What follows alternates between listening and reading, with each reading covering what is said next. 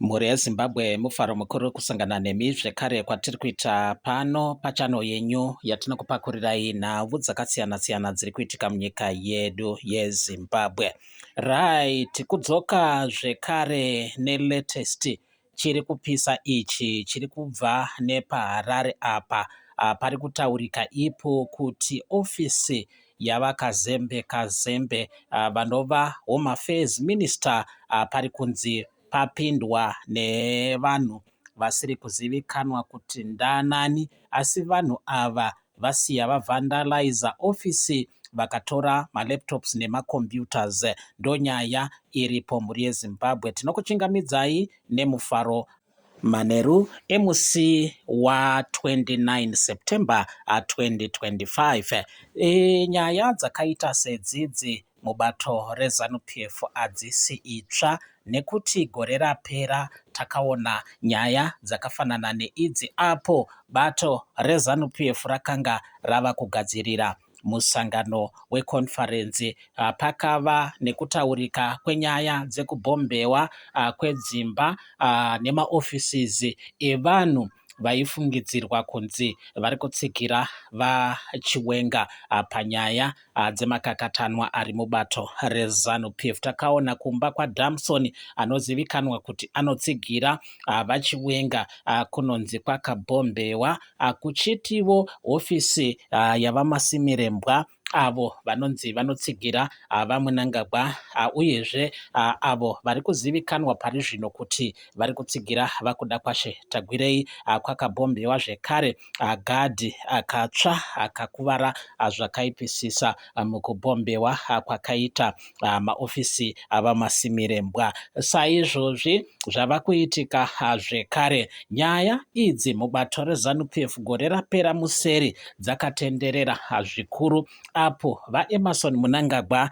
vakazoti pari kufanirwa kunge paine chikwata chinofanirwa kuongorora zvinhu zviri kuitika kunyanya kumhuri yavo, apo mwana wavo akapindirwa kanokwana katatu nevanhu vakanga vasiri kuzivikanwa kuti vaipinda sei pamba panochengetedzwa nemauto pamwe chete nemapurisa. Pekutanga vanonzi vakapinda vakazvinge vabuda nemusiling vachipinda uko kunotaurwa kunzi kwakazobiwa malaptop pamwe chete nemari. Vanhu vacho ndokubva vapinda nemukicheni mavanonzi vakatora rofu rechingwa.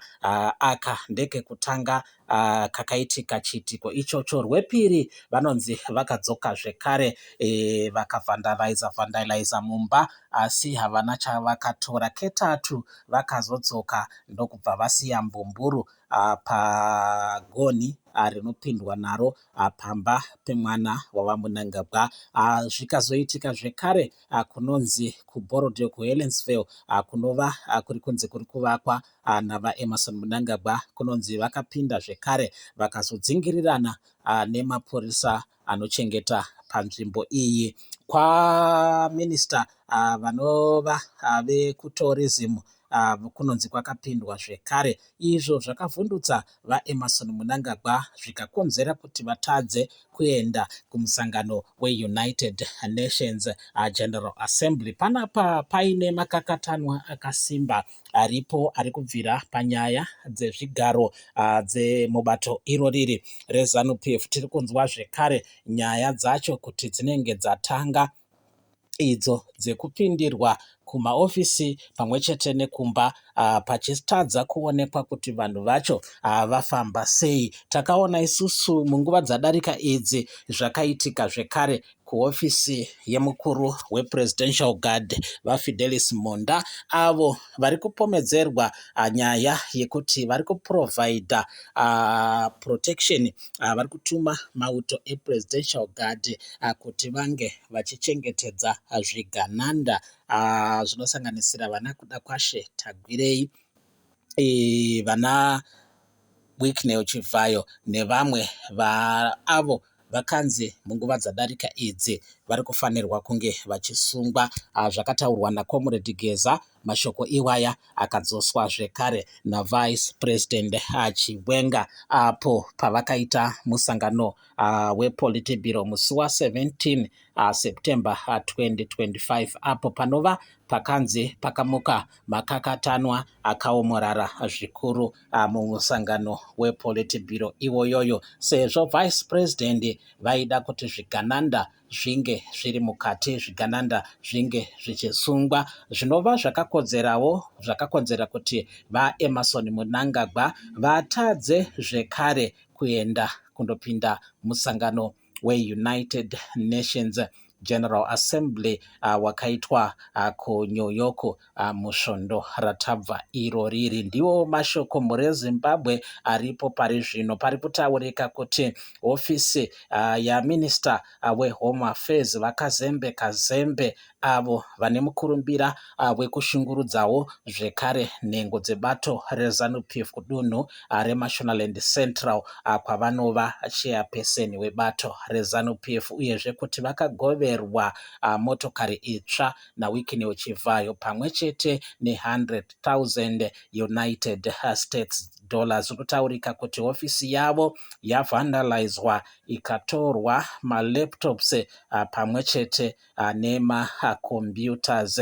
Ndo mashoko aripo pari zvino ari kutenderera padande mutande. Vakazembe kazembe vanozivikanwa zvikuru kuti vanotsigira vaChiwenga vanotsigira vaMnangagwa. Ndiwo mashoko ari kutenderera pari zvino padande mutande, nyaya yekuti hofisi yavo yavandalizwa, kukabiwa macomputers, kukabiwa malaptops, zvinhu zviri kuramba zvichidzokorodza mubato reZANU-PF nguva nenguva. Mashoko anoshamisa zvikuru nekuti vanhu vacho kazhinji vanoguma vasisabatwe, vasisaonekwe kuti vafamba sei, asi vanenge vapinda vaita zvavanoita.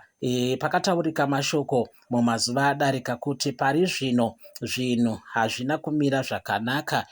Pakataurwa nyaya yekuti pachazosvika 13 October panenge paitika nyaya dzakawandisa zvikuru mubato reZANU-PF, apo vaine kukakatidzana kwavari kuita maererano nenyaya yekuti bato reZANU-PF riri kuda kubiridzira kuda kupinza nyaya yekuti 2030 vaMnangagwa vange vari muofisi kusvika mugore ra2030, zvinova zviri kurambwa nevamwe. Pari kutaurika nyaya yekuti pari zvino pane nhengo kubva kuZimbabwe Electoral Commission vanonzi vakanga vachidzidziswa mafambisirwo achazenge achiitwa sarudzo kunhengo dzebato reZANU-PF dzichaungana kwaMutare uko kuchaitwa conference, dziri kunze dziri kufanirwa kuzovhota kutambira kana kupikisa 2030.